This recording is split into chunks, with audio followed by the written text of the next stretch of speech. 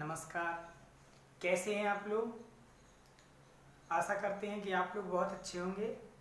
आज हमें पढ़ना है भौतिक विज्ञान में दूसरा चैप्टर, जिसका पहला टॉपिक है गोली अवतल पृष्ठ पर अपवर्तन का सूत्र।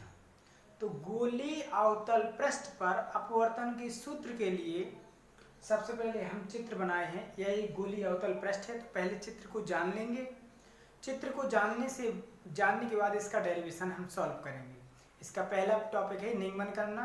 आज से दूसरा चैप्टर शुरुआत हो रहा है।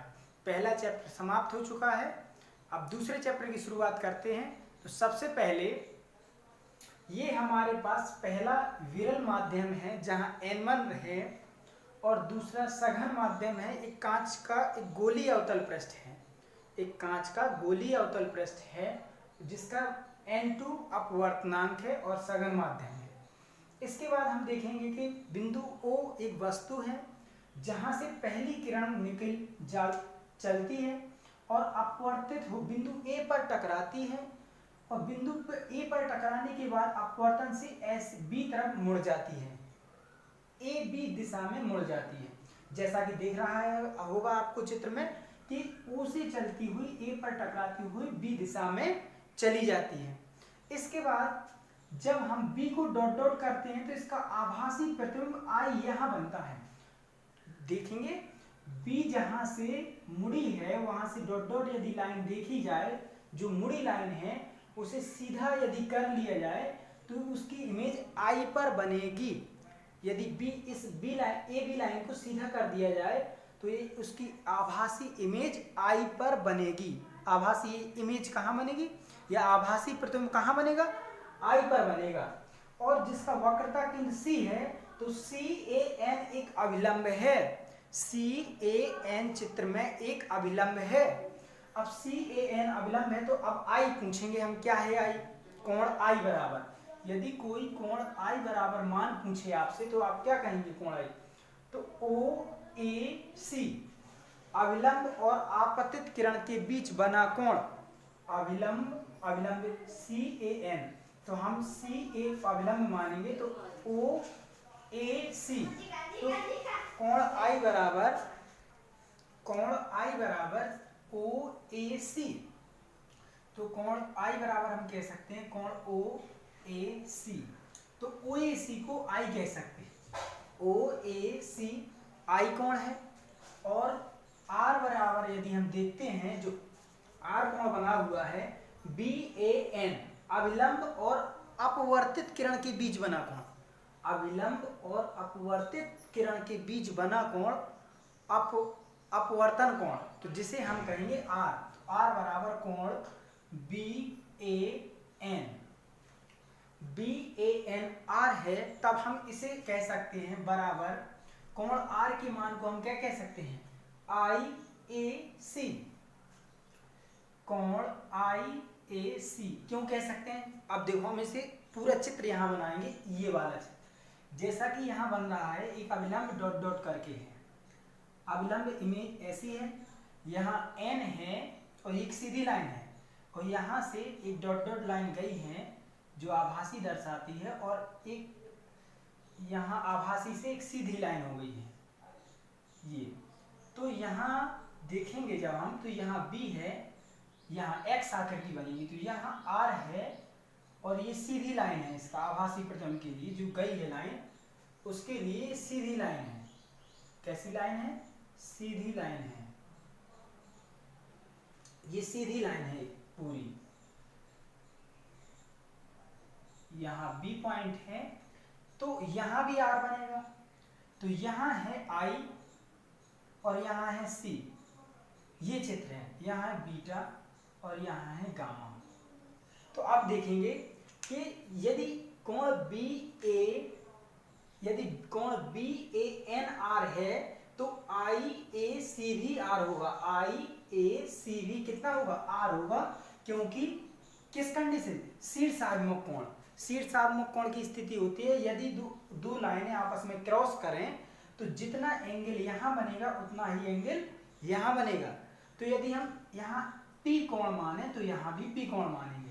तो यहाँ आर है इसलिए यहाँ आर आएगा।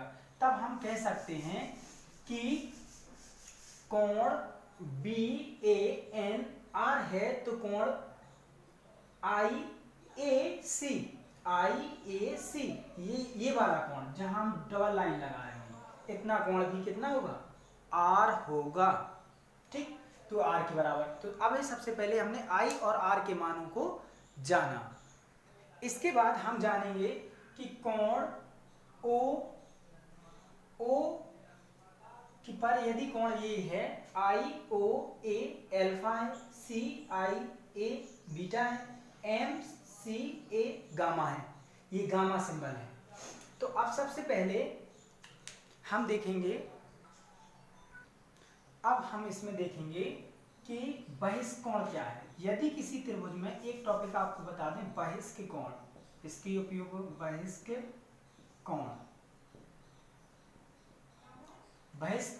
बहिष्कोण क्या होता है, यदि हम किसी त्रिभुज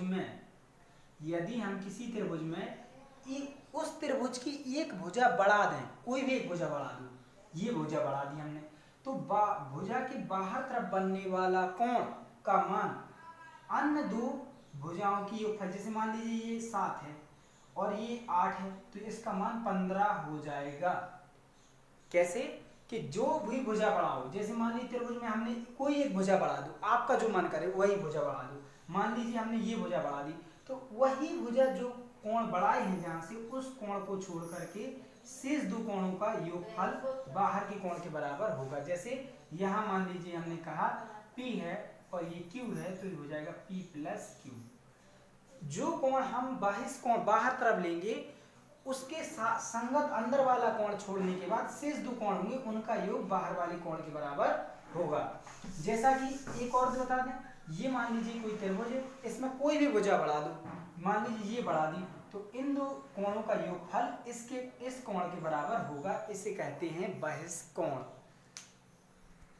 अब त्रिभुज हम देखेंगे, त्रिभुज OAC में,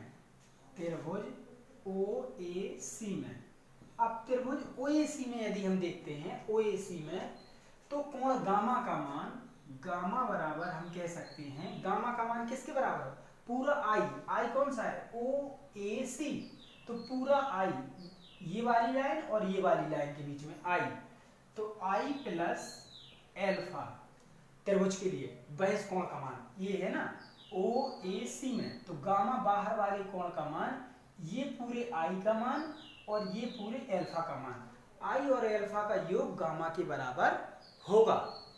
दूसरी स्थिति यदि हम यहां से मान निकाल लेंगे आई बराबर, तो हो जाएगा गामा माइनस एल्फा, समीकरण नंबर 1 बना के छोड़ दो, या स्टेट में आई निकाल लो। फिर त्रिभुज IAC में, अब त्रिभुज IAC में लेंगे, IAC में तो गामा कोण का मान, पुनः गामा कोण का मान बीटा प्लस आर, ये दो डॉट लाइन के बीच में क्या है, आर है, क्योंकि ये आर है तब ये भी आर है। अभी पहले बताए हैं, इसके पहले बताए कि क्या हो जाएगा, बीटा प्लस आर, तो आर की वैल्यू यदि हम निकालेंगे तो हो जाएगा beta minus gamma minus beta. अब आई की वैल्यू आ गई और आर की वैल्यू आ गई। अब इसके बाद हम जानते हैं स्नेल के नियम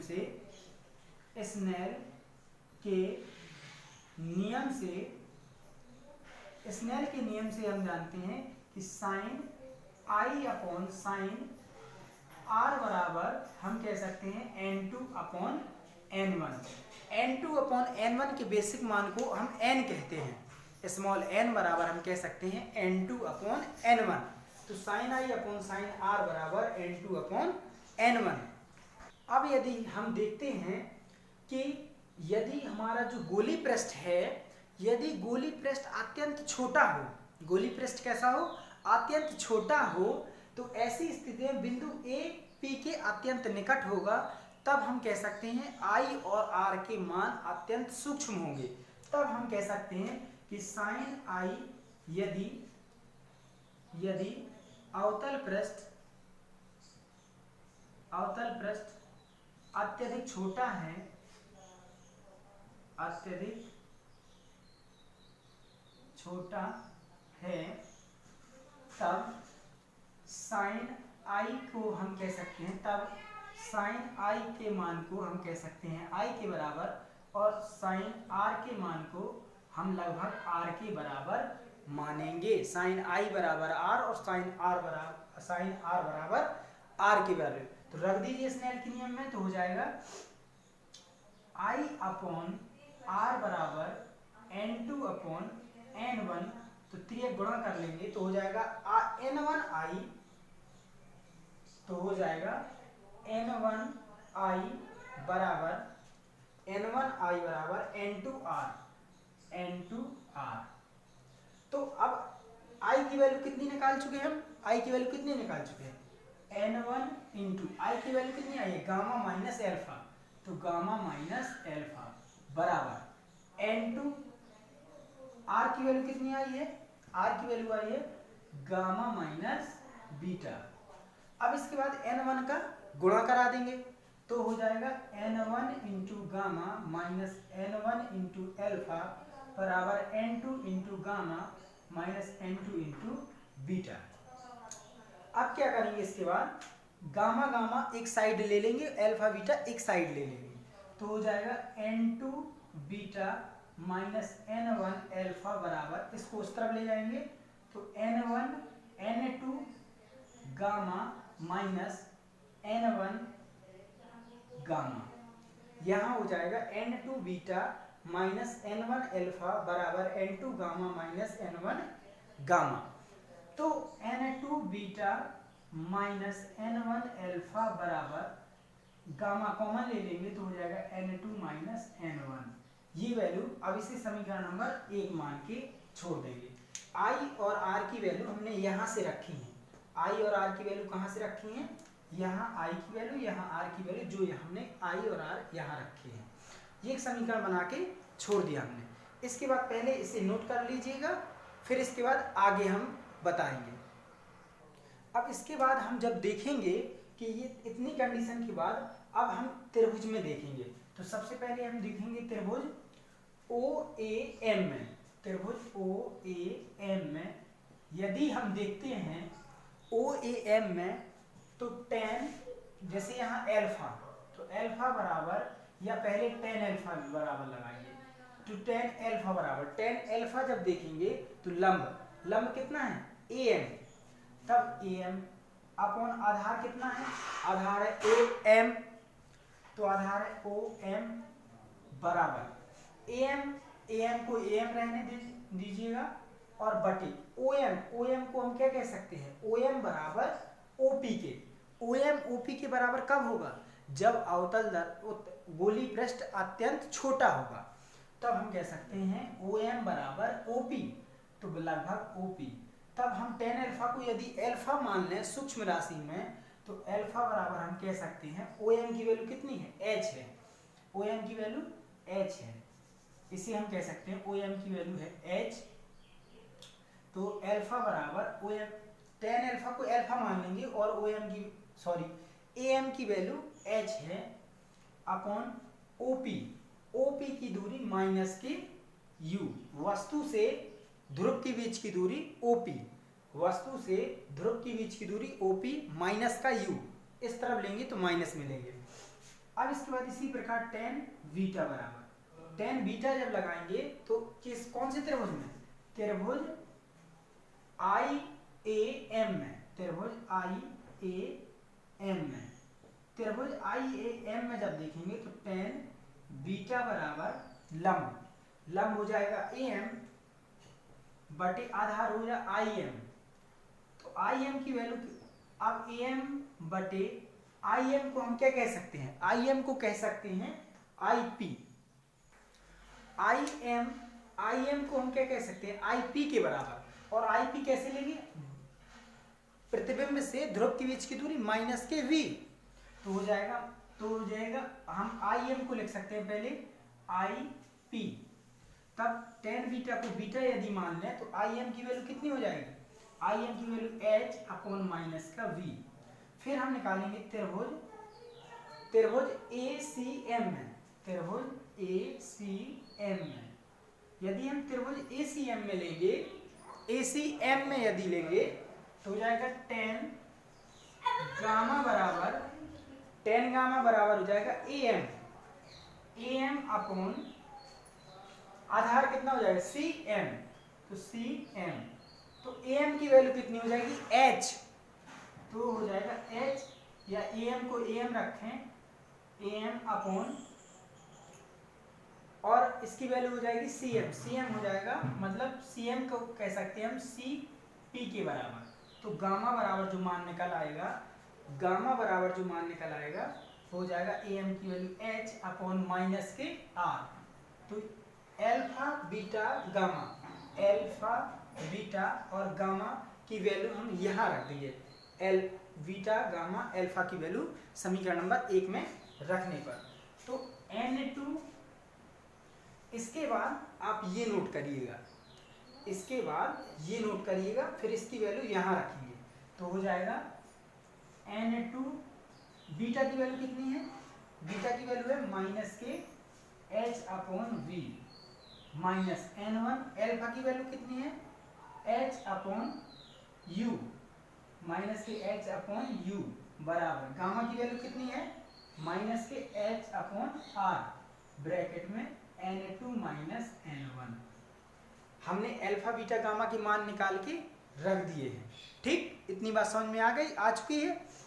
तो यहाँ माइनस H कॉमन ले लेंगे, तो यहाँ हो जाएगा माइनस के H upon V into N2, minus minus plus हो जाएगा, या कॉमन ले लेंगे, माइनस का H कॉमन ले लो, तो माइनस का H कॉमन ले लेंगे तो हो जाएगा N2 upon V minus double minus एक माइनस बाहर आ जाएगा, तो N1 अपॉन U बराबर यहाँ माइनस के H अपॉन R ब्रैकेट में N2 माइनस N1।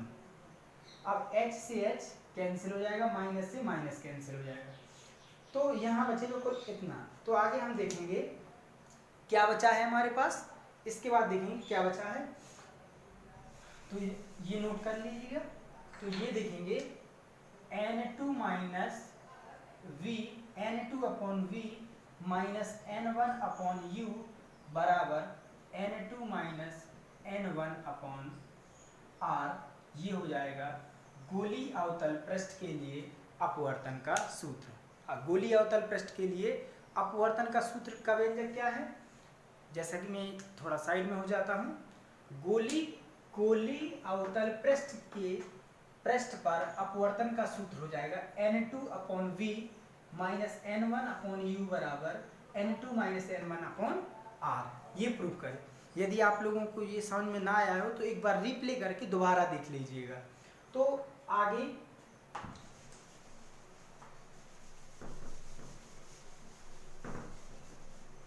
अब देखो, इसके बाद जब हम जानते हैं कि इतना आ चुका है, तब यदि मान लीजिए कि हम पहले बताए थे कि sine I upon sine R बराबर क्या होता है N2 अपॉन N1 बराबर N कह सकते हैं। हम क्या कह सकते हैं N, जहाँ N जो है वो वायु के सापेक्ष माध्यम का अपवर्तनांक या वायु के सापेक्ष कांच का अपवर्तनांक N।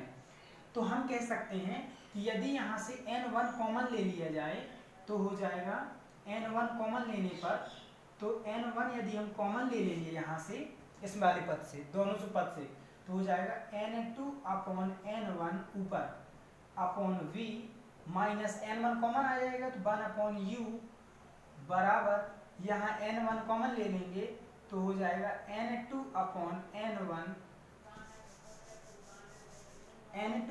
N1 minus 1 upon R। हमने यहाँ से N1 कॉमन ले लिया और इन दोनों पद से N1 कॉमन ले, तो इसमें है नहीं तो भाग हो जाएगा, इसमें है तो 1 बचेगा, तो N1 से N1 कैंसिल हो जाएगा। तो N2 अपॉन हम क्या कह सकते हैं स्नेल के नियम से N2 अपॉन N1 बराबर हम कह सकते हैं N, N2 अपॉन N1 बराबर N कह सकते हैं। तो हो जाएगा N अपॉन V बराबर माइनस 1 अपॉन U बराबर N माइनस 1 अपॉन R। यदि वायु है, अब इसमें और इसमें ये डिफरेंस है, यदि यहाँ वायु लेते हैं, विरल माध्यम में वायु लेते हैं तब ये व्यंजक होगा, और यदि कोई माध्यम हो N1 अलग से कोई माध्यम हो कांच के अलावा, मान लीजिए यहाँ वाटर है, यहाँ सघन माध्यम में कांच है, तब हम यहाँ जो माध्यम है वही रखेंगे। लेकिन यदि यहाँ वायु मान ली जाए विरल माध्यम में, तब हम कहेंगे n/v-1/u बराबर n-1/r। तो गोलीय अवतल पृष्ठ के लिए अपवर्तन का सूत्र जो होता है वो होता है n/v-1/u बराबर n-1/r। तो आज हम गोलीय अवतल पृष्ठ के अपवर्तन का सूत्र पढ़ चुके हैं। कल हम गोलीय उत्तल पृष्ठ के लिए अपवर्तन के सूत्र को पढ़ेंगे। तो आई होप कि आप लोगों को आज जो हमने जो गोलीय अवतल पृष्ठ का जो समझाया है व्यंजक वो आपको समझ में आया होगा। तो आज थोड़ा एक ही डेरिवेशन कराएंगे, तो आप लोग रोज वीडियो को देखा करिएगा। और मैं भी आज खुश हूँ बहुत, तो आप लोग भी खुश हो जाइए कि लगातार आप लोग मेरे साथ प्रयास कर रहे हैं। Thank you, all the best.